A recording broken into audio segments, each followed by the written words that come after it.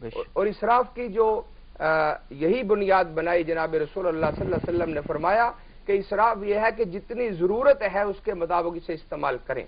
تو گویا جو کھانا کم کھانا ہے یہ ویسے بھی صحت کے لیے بہت اعلیٰ ہے اور تندرستی کی علامت ہے. اس کے علاوہ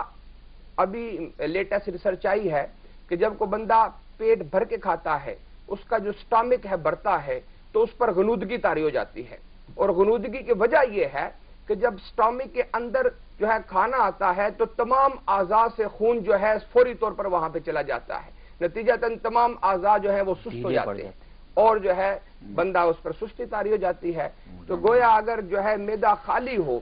تو انسان میں جو ہے عقل بھی زیادہ ہوگی، فہم بھی زیادہ ہوگا اور بیماریوں سے بھی اس کا بچاؤ ہوگا. تو روزہ جو ہے اپنے اندر بے شمار روحانی فوائد رکھتا ہے. امریکہ کے اندر باقاعدہ ایک ادارہ ہے جہاں پہ غیر مسلم جو ہیں وہ پورا مہینہ جو ہے تراویحیں پڑھتے ہیں. پورا مہینہ باقاعدہ ایک ہمارے دوست نہیں، میں نے یہاں ایک پڑھی، علامہ صاحب آپ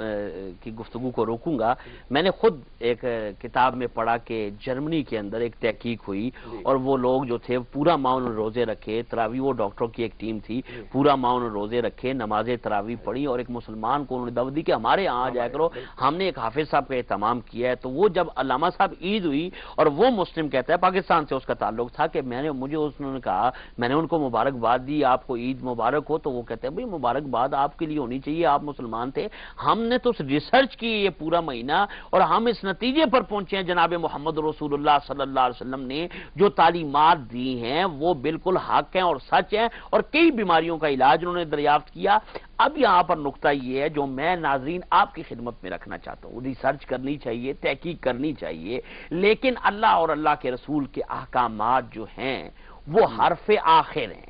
میرے آقا علیہ الصلوۃ والسلام نے جو بھی کلام کیا وہ حرف آخر ہے، اس سے بڑی بات کائنات میں کوئی نہیں کر سکتا. باقی ابھی انسان کی شعور کی آنکھ کھل رہی ہے اور جب ریسرچ کرتا ہے تو وہ جب منزل مراد سے آشنا ہو جاتا ہے اور حقیقت جب منکشف ہوتی ہے تو اس کو بھی کہنا پڑتا ہے مصطفیٰ جان رحمت پہ لاکھوں سلام. تو ہم تو بلائنڈ فیتھ ہے، آقا نے جو فرمایا اس پہ عمل. برر ریسرچ کا سلسلہ جو ہے وہ یہ قیامت تک جاری رہے گا اور منزل مراد وہی ہیں کہ پائے نقش رسول تک پہنچنا. ابھی انسانیت اس تگ و دو میں ہے، پہنچ رہی ہے اور انشاءاللہ پہنچے گی، لیکن ہمارے پاس جو تعلیمات ہیں ہمیں اللہ اور اس کے رسول کے احکامات کو سمجھتے ہوئے اس پر عمل پیرا ہونا چاہیے. خوبصورت گفتگو کی پروفیسر قاضی محمد عظمت صاحب نے، نہایت ہی آسن انداز میں انہوں نے جدید اور قدیم کے حوالوں سے جدید حوالے جو دیے. علامہ صاحب خوبصورت گفتگو کی انہوں نے، اور یہاں پر آج ہزاروں پاؤنڈ اور خرچ کرتے ہیں ہم ڈائٹنگ پہ. خدا نے جو چیزیں ہمارے لیے حلال کی ہیں ہزاروں پاؤنڈ اس پہ خرچ کیے جا رہے ہیں. اگر بندہ مومن جیسے اولیاء اللہ نفلی روزے بھی رکھتے تھے، یہ تو فرائض میں نا اللہ نے فرض کیے ہیں، انہوں نے نفلی روزے رکھے اور ساریاں بیماریاں ان سے دور ہو گئیں. تو کیا اگر ہم اس عادت کو اپنا لیں، اور پھر آقا کے اس فرمان پر آپ سے گفتگو کروانا چاہوں گا کہ کم کھاؤ، کم سو اور کم بولو. اس کی حقیقت کیا ہے؟ کیونکہ یہ بھی ریلیٹڈ ہے روزے سے، صوم سے. اور روزے کا مطلب ہے رک جانا اور رکنا کہ اس میں کثرت نہ ہو، اسراف نہ ہو. اس پر گفتگو کریں. بڑی خوبصورت گفتگو چلتی رہی اور جو پروفیسر صاحب نے گفتگو فرمائی ہے یہ کوئی تعجب والی بات نہیں ہے. فعل الحکیم لا یخلو عن الحکمہ، حکیم کا کوئی فعل حکمتوں سے خالی نہیں ہوتا ہے. اور نبی اکرم صلی اللہ علیہ وسلم کی امت پر اور خود نبی اکرم صلی اللہ علیہ وسلم کی ذات اقدس پر اللہ تبارک و تعالیٰ نے جو روزے کو فرض کیا ہے اس کی حکمتیں تو بے شمار ہیں. اور ابھی جو باتیں آپ نے گنوائی ہیں تو میں سمجھتا ہوں کہ یہ کہتے ہیں جادو وہ ہوتا ہے جو سر چڑھ کے بولتا ہے. اور عربی زبان کا بڑا مشہور مقولہ ہے الفضل ما شہدت بہ الاعداء، بزرگی اور فضیلت اسی کا نام ہوتا ہے جس کا اقرار نہ ماننے والوں کو بھی ہوا کرے، دشمن بھی اقرار کریں. اب دیکھ لیجئے اللہ تبارک و تعالیٰ نے جو اسلام کو خوبیاں بخشی ہیں اس کا اقرار نہ ماننے والوں کو بھی ہو رہا ہے، وہ بھی اس مشق سے گزر رہے ہیں. تو جہاں تک اس بات کا تعلق ہے کم کھانا، کم سونا، میں اس کے ضمن میں یاد کرتا ہوں کہ انسانی شخصیت دو چیزوں سے عبارت، ایک اس میں جسم ہے، ایک اس میں روح ہے. یہ کھانے سے جسم پلتا ہے، یہ بات بڑی توجہ طلب ہے، اگر سامعین بھی اور ناظرین بھی غور فرمائیں کہ انسانی شخصیت دو چیزوں سے عبارت ہے، ایک جسم ہے، ایک روح ہے۔ تو ان دونوں کا معاملہ بالکل مخالف سمت کا ہے۔ جو جسم ہے یہ زیادہ کھانے سے پلتا ہے، روح بھوکا رہنے سے پلتی ہے۔ جسم جو ہے یہ زیادہ ہنسنے سے خوش ہوتا ہے، روح جو ہے وہ زیادہ رونے کو پسند کرتی ہے۔ روح اور جسم کا تعلق جو ہے یہ پنجرے اور پرندے کا سا ہے، اور جب جسم مضبوط ہو، طاقتور ہو، اس کی جو غذائیں ہیں اس کو مہیا کی جائیں تو یہ طاقتور ہوتا رہتا ہے، پلتا رہتا ہے۔ اور بعض اوقات یہ بھی دیکھنے میں آتا ہے کہ ایک ہی جسم کئی جسموں کے مقابلے میں تنہا کھڑا ہو جاتا ہے۔ اور جب کوئی شخصیت اپنی روح کو طاقتور کر لیتی ہے، اس کو روزے کی لذت سے آشنا کرتی ہے، اس کو کم کھلانے کی لذت سے آشنا کرتی ہے، اس کو کم بولنے کی لذت سے آشنا کرتی ہے، اس کو کم پلانے کی لذت سے آشنا کرتی ہے، تو پھر وہ روح جو ہے اس جسم کے اوپر غلبہ کر جاتی ہے۔ اور اس کی طاقت کا حال پھر یہ ہوتا ہے کہ آپ نے قرآن مجید میں پڑھا ہے، حضرت سلیمان علیہ السلام نے آصف بن برخیہ سے جب اعلان کیا، یا ایھا الملأ ایکم یاتینی بعرشھا قبل ان یاتونی مسلمین، کوئی ہے میرے درباریوں میں سے ایسا جو ملک سبا کی شہزادی کا تخت جو ہے وہ یہاں پہ لا کے رکھے؟ تو اس کے جواب میں ایک جن نے جملہ کہا تھا، عفریت من الجن انا آتیک بہ قبل ان تقوم من مقامک، اور وہ حضرت سلیمان علیہ السلام کو جب منظور نہیں ہوا تو پھر قال الذی عندہ علم من الکتاب انا آتیک بہ قبل ان یرتد الیک طرفک۔ تو سلیمان علیہ السلام جن کی روح طاقتور تھی، جنہوں نے اپنی روح کے تقاضے پورے کیے تھے، انہوں نے کہا کہ میں آپ کی آنکھ جھپکنے سے پہلے لے کے آصف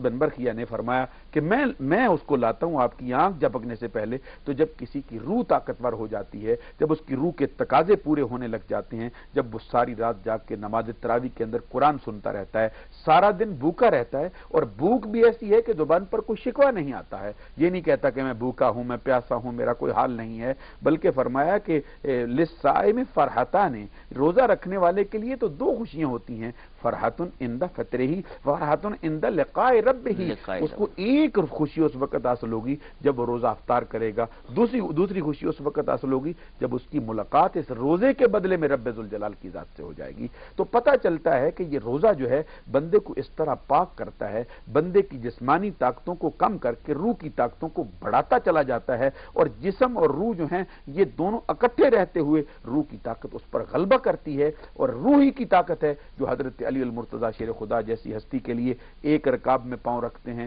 الحمد سے قرآن شروع کرتے ہیں، دوسری رکاب میں پہنچ جانے سے پہلے بالناس تک قرآن کو مکمل کر لیتے ہیں۔ تو یہ جو انسانی شخصیت کو روزہ جس طرح ابارتا ہے، جس کا ذکر قرآن مجید نے خود فرمایا لعلکم تتقون،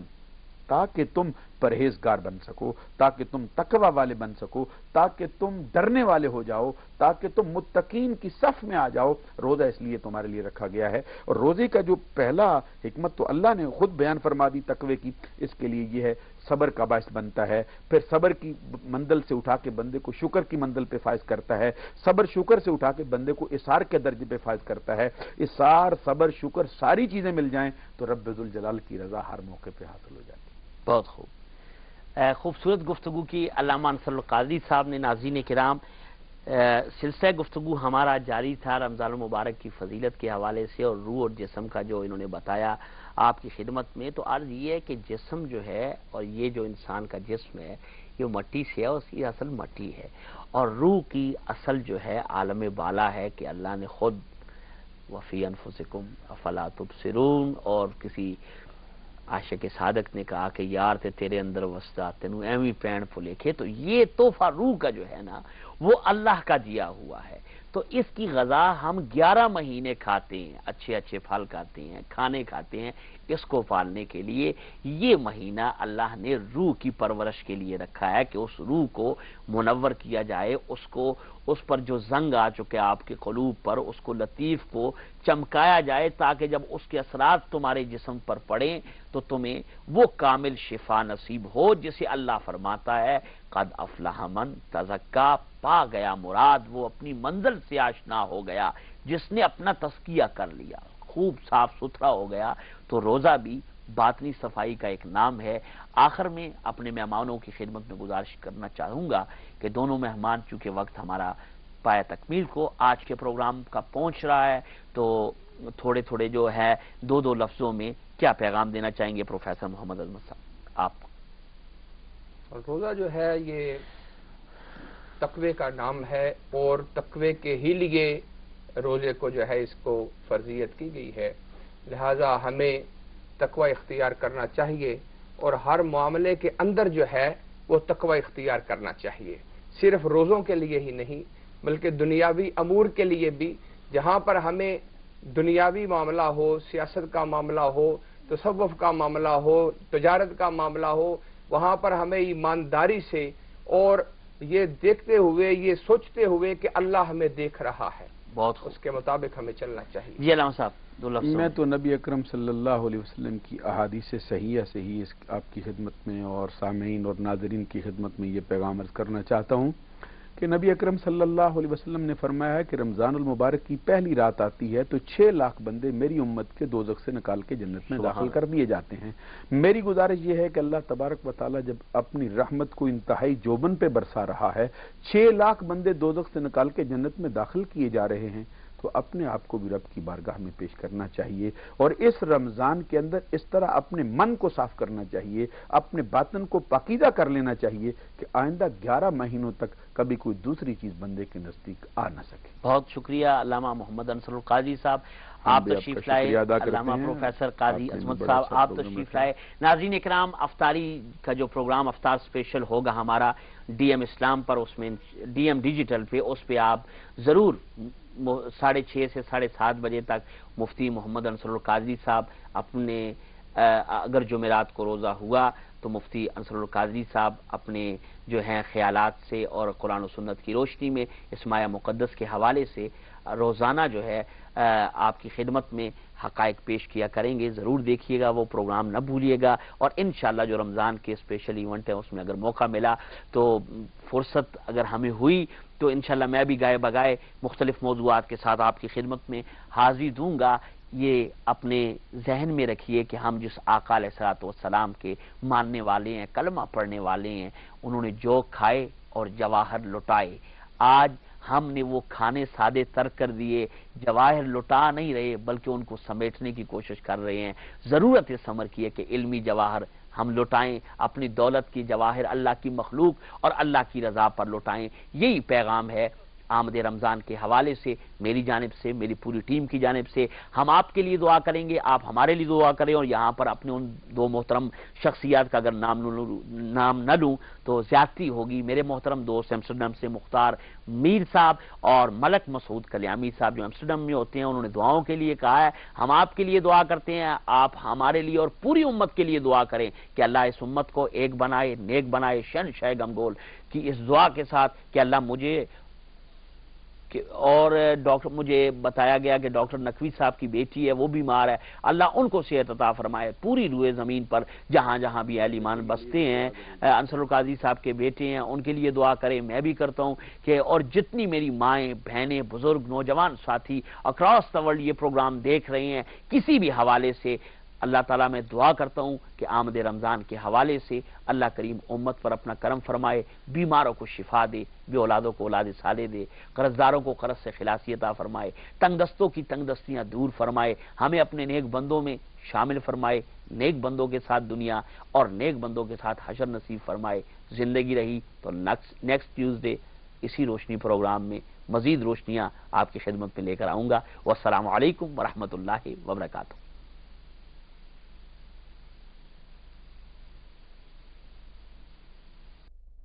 کو مختار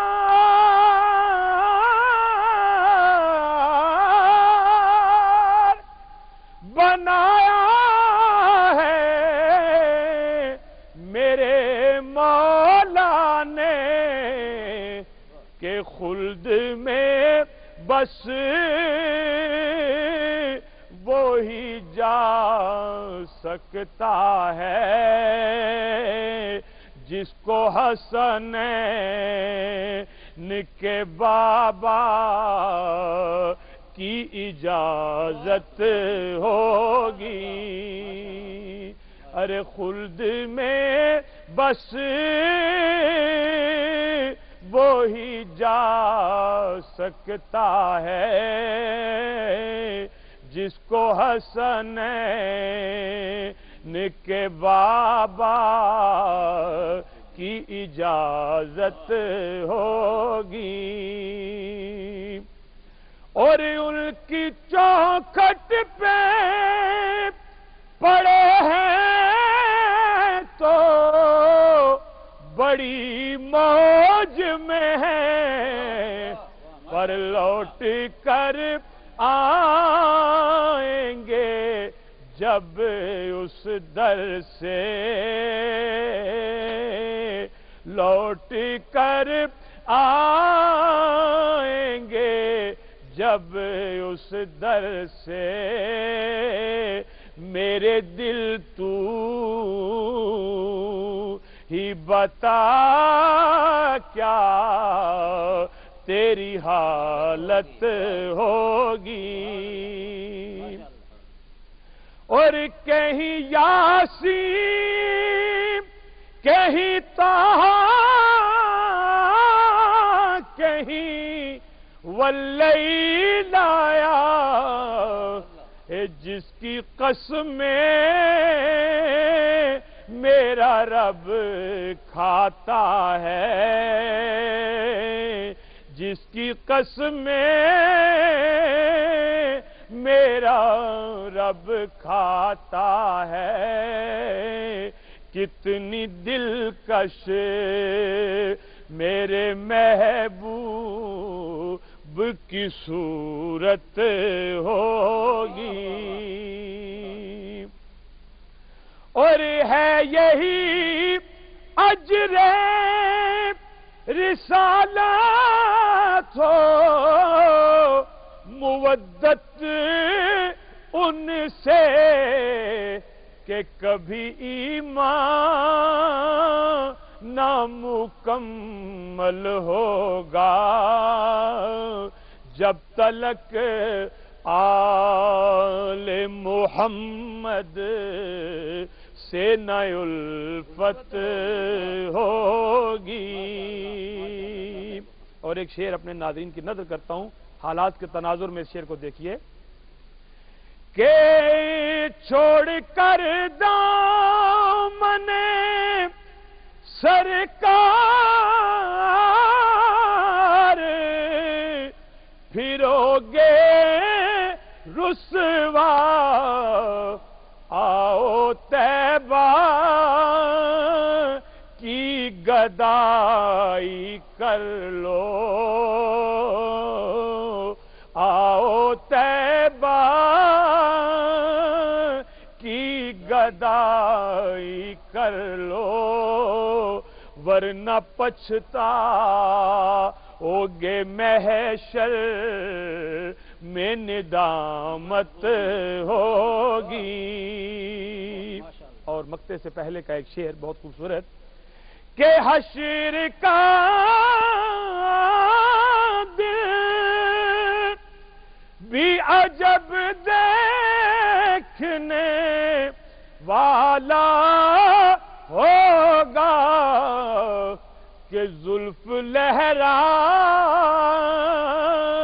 کہ وہ جب آئیں گے، زلف لہرا کہ وہ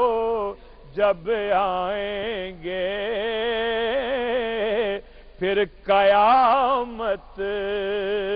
میں بھی ایک اور قیامت ہوگی۔ اور مقطع پیش کرتا ہوں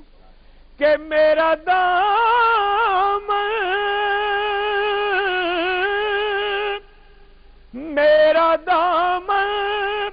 تو گناہوں سے بھرا ہے الطاف، پر ایک سہارا ہے کہ تو میرا ہے، ایک سہارا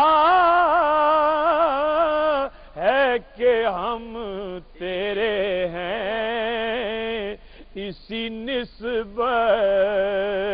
سے سرے حشر شفاعت ہوگی، ایک تیرا نام وسیلہ ہے میرا، رنج و غم میں بھی اسی نام سے راحت ہوگی. ماشاءاللہ، جزاکم اللہ. معزز ناظرین کرام، سید الطاف حسین کاظمی صاحب نہایت خوبصورت انداز میں اپنا لکھا ہوا کلام اپنی خوبصورت آواز میں آپ کی نظر کر رہے تھے. اللہ تعالیٰ ان کے علم میں، ذوق میں، شوق میں، آواز میں اور انداز میں مزید برکتوں کا اضافہ فرمائے. چلتے ہیں علامہ صاحب کی جانب. علامہ صاحب سلسلہ گفتگو جاری تھا ہمارا سیدنا صدیق اکبر رضی اللہ تعالیٰ عنہ کے حوالے سے، اور قرآن کریم فرقان حمید جب ہم اٹھا کر دیکھتے ہیں تو ہم پر ایک حقیقت منکشف ہوتی ہے جس کو عالم اسلام کے تمام مفسرین نے اپنے اپنے انداز میں بیان کیا. آیہ کریمہ والذی جاء بالصدق وصدق بہ اولئک ھم المتقون، کہ جو سچ لے کر آیا اور جس نے اس کی تصدیق کی. یہاں پر مفسرین کرام فرماتے ہیں کہ سچ لے کر آنے والے آقا ختمی مرتبت رحمت عالم صلی اللہ علیہ وسلم کی ذات اور سب